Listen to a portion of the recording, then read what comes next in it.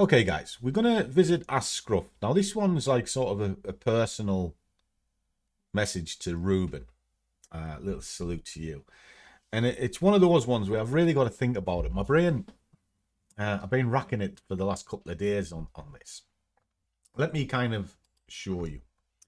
So currently taking a cooling off period after a difficult stretch trading when I broke some of my rules. Right, so there's one, including over trading. Trading Monday sessions when committed not to, reacting emotionally to sharp market reversals, and taking time to step back and refocus, etc.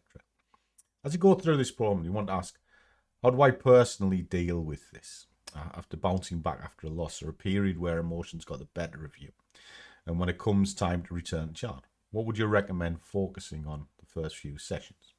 Okay, now this is something that a lot of traders go through. I certainly did go through it a long time ago.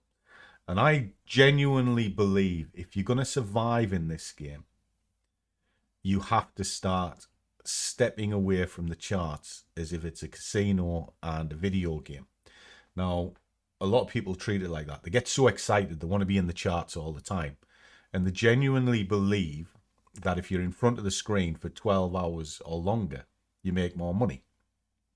Actually, that's just dumb.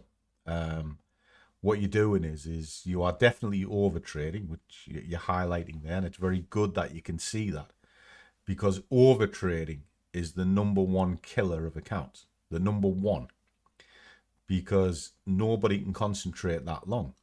But also what happens is, and you see it all the time, where you'll see people jumping from chart to chart to chart. Oh yeah, there's liquidity sweep here. There's an order block there, and now this one's doing this on the H4. This one's doing this on the H1.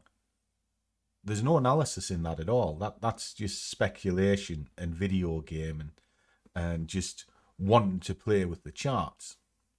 To break a chart down takes quite a while, and you can't flick from time frame to time frame, and you're not taking in the information correctly.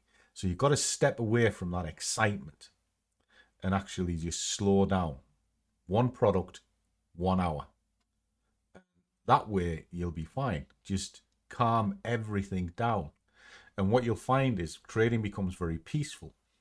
It also becomes very boring. Now, once you're at that point, you'll start treating this like a job. And when you're treating it like a job, it will pay you. It'll pay you really well.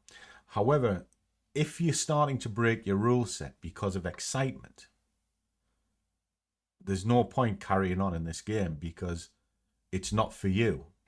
Get yourself an Xbox and put your money in the bank. You'll make more. Now, if you've got a set of rules and you can't stick to them, again, that means you're not treating it like a job. You're just sort of playing with it. All right. So that's kind of the bad things in picking out. But these are habits that you're highlighting that a lot of traders go through, because when you first start, it is incredibly exciting. And the one thing that I think every trader needs, if they're going to survive the long term, is a huge loss. And I don't mean a couple of quid here, there, and everywhere. I mean a catastrophic loss that actually hurts you to the core. Now, I went through this in 2015. I royally got spelted at a time when I didn't really need it. You know, I was trading because I wanted to get the account built up. I was trading from a point of arrogance as well. You know, I was managing director of a company for a long time. No one was telling me what to do. And the one thing that I learned when the market wiped me out was how humbling the markets can be. And no matter how good you think you are, the market will always be better.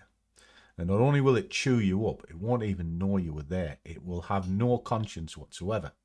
So when you are taking emotional trades, revenge trades, the market's not bothered. It'll still be as strong, if not stronger than it was before you started trying to attack it. And what that means is you're irrelevant. You know, so you're lashing at the market because it's hurt you, so you want to hurt it, but you won't. It's like banging your head on a brick wall. The wall will hold longer than what your head will if it's made out of brick. So in that respect, you've got to step back. Now, when I lost mine, I took a break. I couldn't even touch the keyboard for about 6 weeks. You know, not really. Didn't want to do it. I didn't want to put any trades on or anything like this. And I was snakebite fearful of it.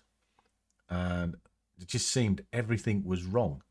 And everything was wrong because my headspace was out of whack. You know, lost a lot of money at a time when I didn't need it. All that sort of thing. You know, it was a proper blow to me. So I sat back.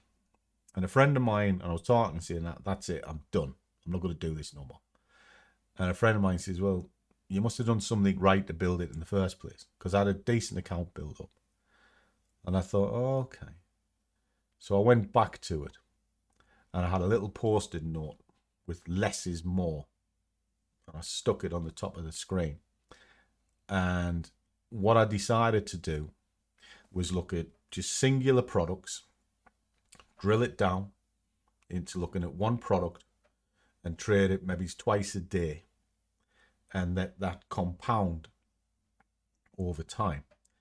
Now, what this did for me is, one, it made me analyze the chart far better than I'd ever done it before, because rather than like trying to watch 7 or 8 different products at once, I just looked at a basket, said that's the best one today, and that's all I looked at, just that one product.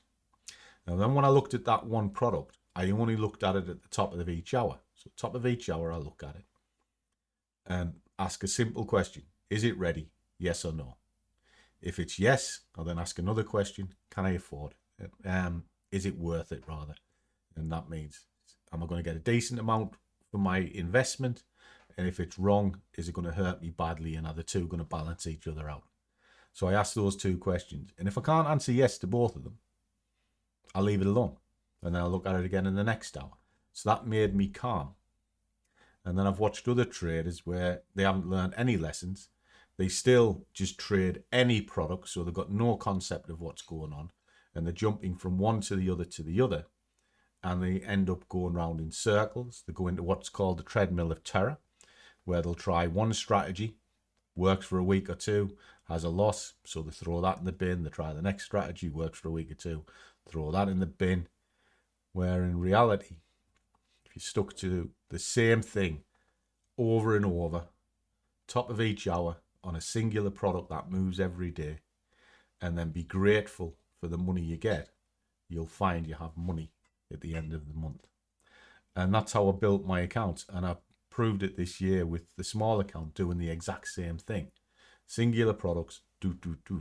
So the advice is just calm down and look at higher time frames, and you'll be fine. Don't be greedy. And if you're still jumping from chart to chart to chart after this period of reflection, you genuinely need to consider whether trading's for you. Because if you're trading from a point of emotion, or you're trying to overtrade and beat the markets all the time, the market will win every time. So less is more. See you on the next one.